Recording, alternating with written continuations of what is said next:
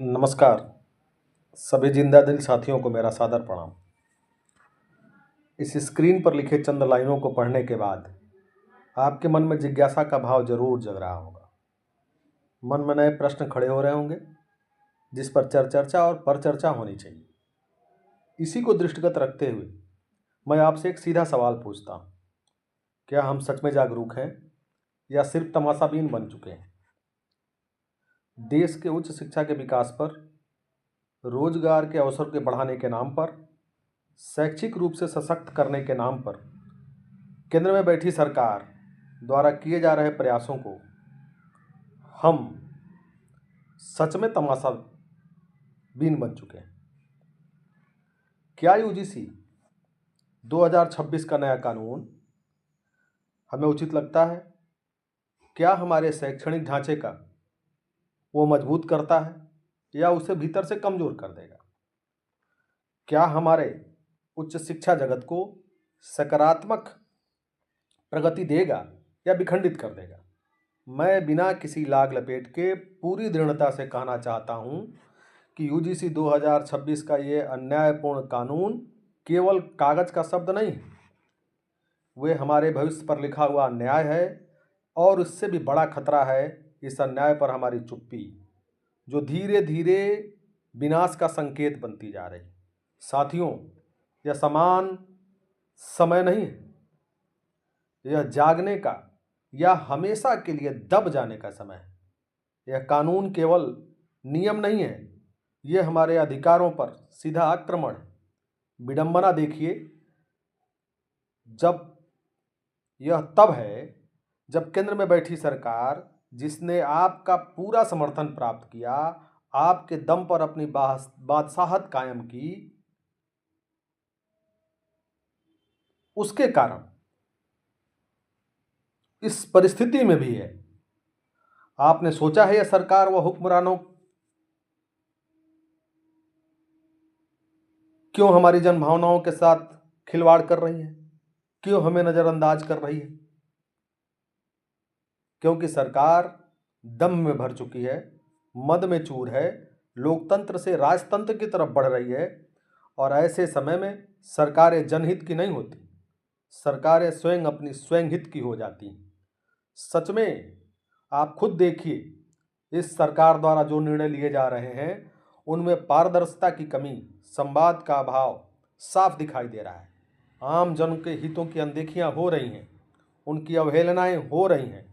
याद रखिए, जनता की आवाज़ को सुने बिना नीतियां थोपना लोकतंत्र की भावना के साथ न्याय नहीं है, ये जमहूरियत के खिलाफ है, संविधान की आत्मा का गला घोटने जैसा है। और सबसे दुखद यह है कि जिस वर्ग को सबसे ज़्यादा नुकसान हो रहा है, जिस वर्ग को सबसे ज़्यादा छला जा रहा है, जिस वर्ग को सबसे ज़्यादा निष्प्रभावी किया जा रहा है, आज वही सबसे ज़्यादा खामोश है। अन्याय भी दिख रहा है, भविष्य का खतरा भी दिख रहा है, फिर भी कदम रुक गए हैं, आवाज़ थम गई है। क्यों? किसका इंतजार है? क्या हम यह सोच कर बैठे हैं कि कोई और लड़ेगा? क्या हम आगे आए? और हम ही क्यों आगे आए? यही सोच हमारे भविष्य की चिता को तैयार कर रही है। जागिए, क्योंकि जो आज नहीं बोलेगा, कल उसकी आवाज़ हमेशा के लिए छीन ली जाएगी। क्योंकि जो आज अन्याय सह लेगा, वह आने वाली पीढ़ियों को भी वही अन्याय सौंपेगा। इतिहास गवाह है, जो समाज चुप रहा है वो मिट गया है। चुप रहना एक अपराध है।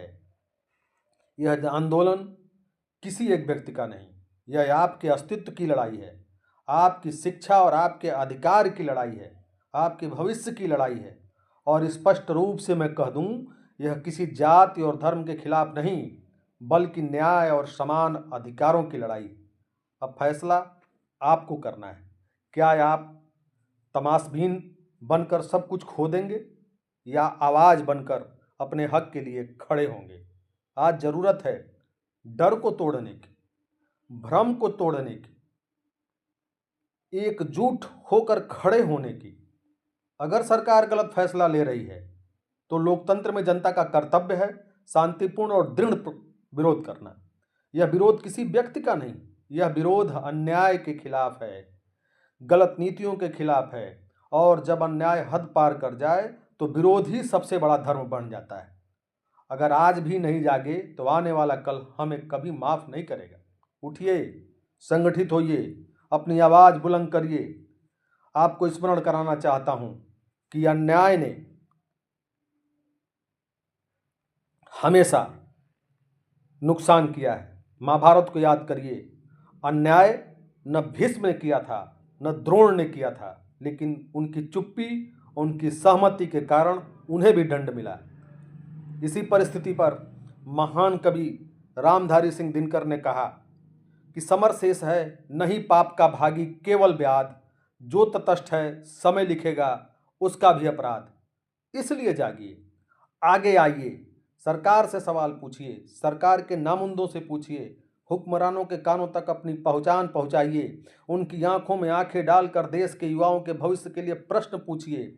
लोकतांत्रिक संवैधानिक मर्यादाओं के साथ न्यायपालिका पर विश्वास रखते हुए संघर्ष का बिगुल फूंकिए। यूजीसी के अन्यायपूर्ण कानूनों के खिलाफ लड़िए, एससी एसटी के अन्यायपूर्ण कानूनों के खिलाफ लड़िए, समान वर्ग के साथ हो रहे अनाचार और अत्याचार का जवाब दीजिए। सरकार में बैठे लोगों से जवाब मांगने का प्रयास करिए, उन राजनेताओं से पूछिए जो आपकी मूलतः आवाज हैं। आप लड़िए, खड़े होइए, आगे आइए। याद रखिए, असूलों पर जहां आँच आए टकराना जरूरी है, जो जिंदा है तो वो फिर नजर आना जरूरी है। जय हिंद, जय भारत।